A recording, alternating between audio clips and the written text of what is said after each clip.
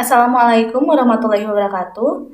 Nama saya Erika Dewi Utami Aulia, NPM 183402173 dari kelompok 4. Di sini saya dan rekan saya akan memaparkan materi dengan judul Pusat Laba, yang di dalamnya terdapat 3 poin penting. Di antaranya, yang pertama yaitu pengertian unit usaha, yang kedua pembentukan pusat laba selain unit usaha, dan yang ketiga pengukuran profitabilitas.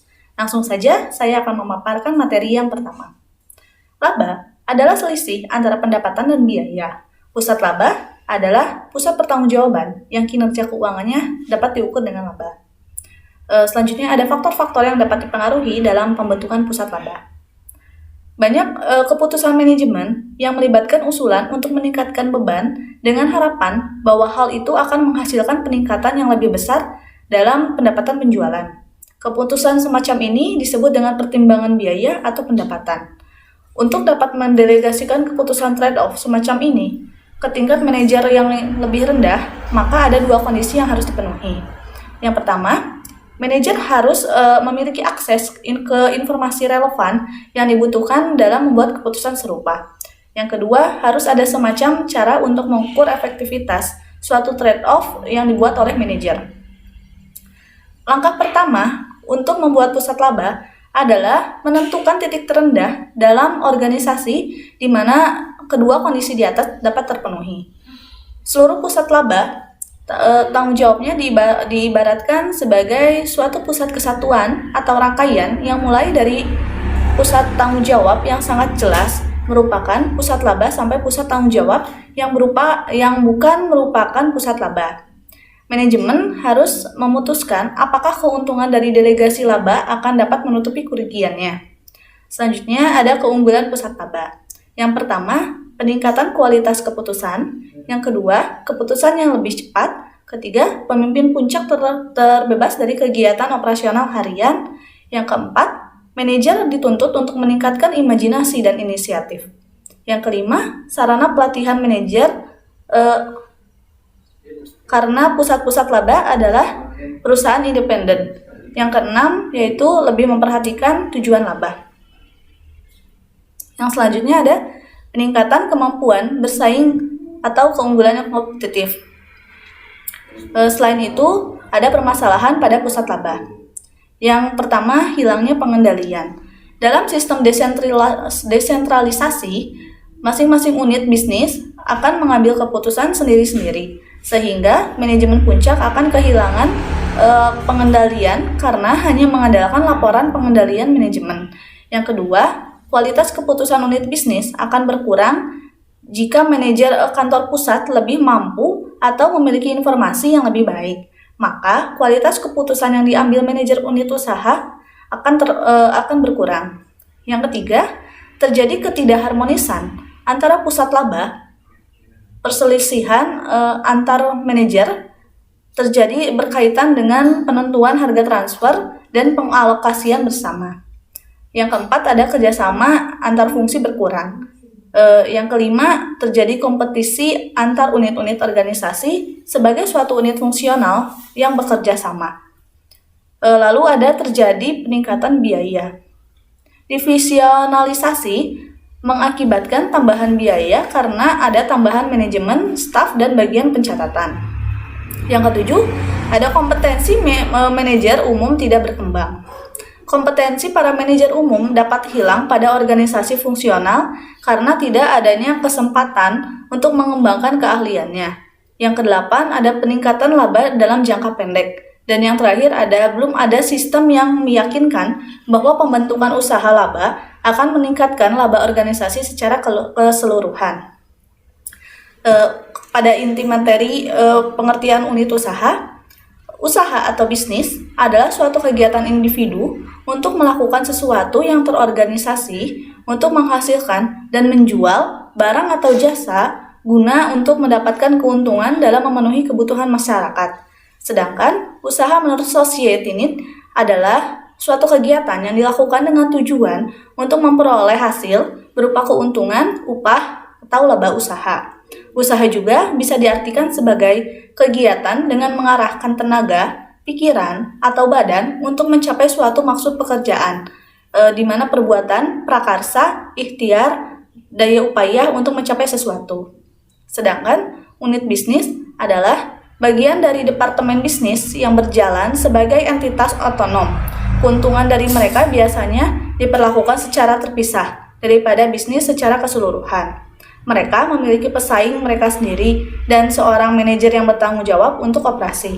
Unit usaha juga merupakan suatu bentuk kegiatan yang mampu menghasilkan keuntungan, misalnya menjahit, penjualan, operasi, dan lain sebagainya. Assalamualaikum warahmatullahi wabarakatuh. Nama saya Anggita Sapratiwi, NPM 1834021444. Di sini saya akan memaparkan materi mengenai pembentukan pusat laba selain unit usaha. Unit bisnis sebagai pusat laba dalam pembentukannya adalah yang pertama, kendala dalam pendelegasian wewenang. Pendelegasian wewenang harus dilakukan dengan pertimbangan sinergi. Apabila terlalu besar, maka akan kehilangan sinergi. Sehingga pembentukan pusat laba masih mempertahankan kegiatan yang dilakukan secara terpusat. Yang kedua, kendala dari unit bisnis yang lain. Karena adanya kegiatan antara unit bisnis yang saling berkaitan, maka campur tangan dari pusat masih diperlukan untuk menentukan keputusan produk yang akan dibuat dan dijual setiap unit bisnis. Keputusan pemasaran dari kemana dan bagaimana penjualan produk setiap unit bisnis, dan keputusan sumber dari mana sumber daya diperlukan akan diperoleh. Yang ketiga, kendala dari manajer pusat. Kendala dari manajer pusat ada beberapa poin. Yang pertama, keputusan yang berasal dari pertimbangan strategi, keputusan dari kesesuaian yang diperlukan, keputusan yang berasal dari economic centralization umumnya berupa organisasi, menyerahkan keputusan tersebut terutama yang terbentuk dalam keuangan pada pusat. Pusat laba selain unit bisnis. Pembentukan pusat laba dalam dilakukan pada fungsi organisasi seperti fungsi pemasaran dan fungsi produksi. Di antaranya, fungsi pemasaran dapat dibentuk sebagai pusat laba dengan membebankan harga pokok penjualan. Harga tersebut akan memberikan informasi relevan mengenai tren optimum biaya dan pendapatan yang dilakukan oleh manajer. Harga yang dibebankan pada manajer pemasaran harus ditetapkan berdasarkan biaya standar, bukan dari biaya sesungguhnya dari produk yang terjual, sehingga efisiensi dapat diukur. Yang kedua, fungsi produksi. Fungsi produksi biasanya diperlakukan sebagai pusat biaya. Semakin kinerja manajernya diukur dari efisiensinya, yaitu melakukan kegiatan dengan menggunakan biaya sesuai atau di bawah dari standar biaya yang ditetapkan. Hal ini menyebabkan manajer akan mengabaikan kualitas untuk dapat menekan biaya. Manajer akan menolak untuk mengubah pola kegiatan produksinya dalam rangka untuk memenuhi kebutuhan konsumen yang sedang meningkat. Manajer akan menolak meningkatkan kualitas produk yang dirasa sulit karena akan menyebabkan peningkatan biaya. Untuk mengatasi masalah tersebut, maka fungsi produksi dapat diperlakukan sebagai pusat laba dengan cara membebankan produk yang dijual dikurangi biaya pemasaran. Unit jasa dan pendukung. Untuk pemeliharaannya, teknologi informasi, transformasi, teknik, jasa konsultasi, pelayanan konsumen, dan kegiatan pendukung lainnya dapat diperlakukan sebagai pusat laba, yaitu dengan membebankan biaya pada pemakaian jasa yang diberikan sehingga unit jasa dapat diukur kinerjanya dari selisih antara pendapatan dan biaya yang terjadi dalam unitnya. Pengukuran kinerja. Terdapat dua dasar pengukuran kinerja yang dapat dilakukan dalam pusat laba, yaitu yang pertama, kinerja manajemen atau manajemen performance, yaitu untuk menilai kemampuan manajer dalam memperoleh laba. Hasil pengukurannya dapat digunakan sebagai dasar untuk memberikan kompensasi pada manajer tersebut. Maka penilaian kinerja ini disebut juga sebagai motivational performance atau penilaian kinerja untuk melakukan motivasi manajer. Yang kedua, kinerja ekonomik atau economic performance, yaitu menilai kemampuan unit bisnis sebagai satuan ekonomi dalam menghasilkan laba. Laba yang dihasilkan oleh setiap pusat laba merupakan kontribusi masing-masing pusat laba pada laba organisasi secara keseluruhan. Berbagai jenis laba yang digunakan sebagai dasar pengukuran kinerja. Yang pertama adalah laba kontribusi, yaitu selisih antara pendapatan dengan biaya variabel. Yang kedua, laba divisi, yaitu selisih pendapatan dan biaya yang terjadi secara langsung pada divisi. Yang ketiga, laba terkendali, yaitu laba terjadi pada divisi dikurangi laba terkendali dari pusat. Yang keempat, laba operasional atau sebelum pajak, yaitu laba divisi dikurangi seluruh biaya yang berasal dari pusat. Dan yang terakhir, laba bersih, yaitu laba operasional dikurangi biaya pajak. Assalamualaikum warahmatullahi wabarakatuh. Perkenalkan, nama saya Nadia Nuramdandiera, NPM 1834021220. Di sini saya akan menjelaskan tentang mengukur profitabilitas. Terdapat dua jenis pengukuran profitabilitas yang digunakan dalam mengevaluasi suatu pusat laba, sama halnya seperti mengevaluasi perusahaan secara keseluruhan. Pertama adalah pengukuran kinerja manajemen yang memiliki fokus pada bagaimana hasil kerja para manajer. Pengukuran ini digunakan untuk planning, koordinasi, coordinating, dan pengendalian controlling kegiatan sehari-hari dari pusat laba dan sebagai alat untuk memberikan motivasi yang tepat bagi para manajer. Yang kedua adalah ukuran kinerja ekonomis yang memiliki fokus pada bagaimana kinerja pusat laba sebagai suatu entitas ekonomi. Maksud dari kedua ukuran di atas berbeda satu sama lain. Yang satu, jenis-jenis ukuran kinerja.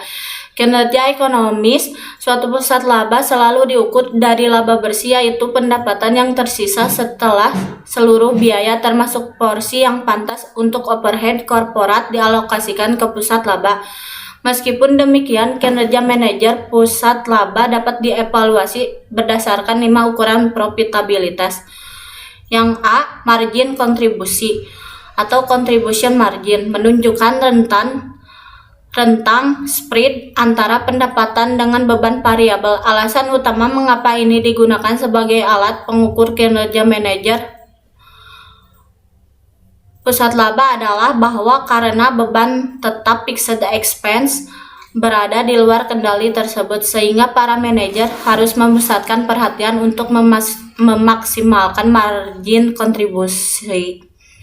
Yang B, laba langsung direct profit, mencerminkan kontribusi pusat laba terhadap overhead umum dan laba perusahaan. Ukuran ini menggabungkan seluruh pengeluaran pusat laba, baik yang dikeluarkan oleh atau dapat ditelusuri langsung ke pusat laba tersebut tanpa memperdulikan apakah terdapat pos-pos ini ada dalam kendali manajer pusat laba atau tidak. Yang C, laba yang dikendalikan. Pengeluaran kantor pusat dapat dikelompokkan menjadi 2 kategori, dapat dikendalikan dan tidak dapat dikendalikan. Yang termasuk dalam kategori pertama adalah pengeluaran yang dapat dikendalikan paling tidak pada tingkat tertentu oleh manajer unit bisnis layanan teknologi informasi. Laba sebelum pajak. Dalam ukuran ini, seluruh overhead korporat dialokasikan ke pusat laba berdasarkan jumlah relatif dari beban yang dikeluarkan oleh pusat laba. Jika pusat laba dibebankan dengan sebagian overhead korporat, maka hal ini harus dihitung berdasarkan biaya yang telah dianggarkan dan bukan biaya aktual, di mana kolom anggaran dan aktual dalam laporan kinerja pusat laba menunjukkan jumlah yang hampir sama untuk pos khusus kasus ini. Di sini perusahaan mengukur kinerja pusat laba domestik berdasarkan laba bersih net income, yaitu jumlah laba bersih setelah pajak. Yang kedua, ada pendapatan. Dalam beberapa kasus, 2 atau lebih pusat laba dapat berpartisipasi dalam suatu usaha penjualan yang sukses. Idealnya, setiap pusat laba harus diberikan nilai yang sesuai atas bagiannya dalam transaksi tersebut. Yang ketiga, pertimbangan manajemen. Setiap jenis profitabilitas digunakan oleh beberapa perusahaan. Sebagai contoh, banyak multinasional AS mengukur kinerja para manajer anak perusahaan di luar negeri dalam mata uang negara asal, di mana hal ini sungguh-sungguh berada di luar kendali para manajer.